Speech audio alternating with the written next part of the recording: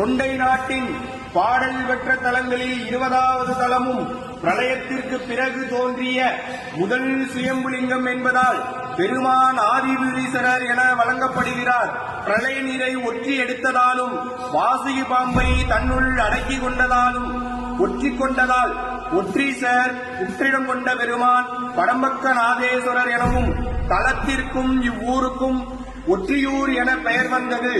அப்பர், சுந்தரர், சம்பந்தர் என மூவராலும் பாடல் பெற்ற தலம்.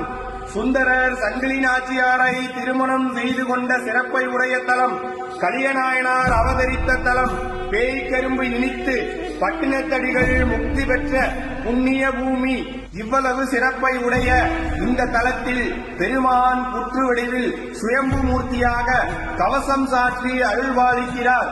வருடத்திற்கு 3 நாட்கள் மட்டுமே கவசம் திறந்து பெருமானுடைய நிஜரூப தரிசனம் நம்மால் காண முடியும்.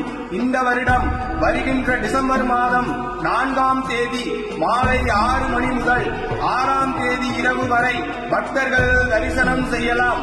அன்று மாலை 7 மணிக்கு ஒற்றியூர் அரசன் மாணிக்க தியாகராஜ சுவாமி திருவீதி உலா நடைபெறும். அனைவரும் கலந்து கொண்டு வடுவுடையம்பாள் உடனாகிய ஆதி புற்றிடம் கொண்ட பெருமான் திருவருளை பெற வேண்டுகிறோம்.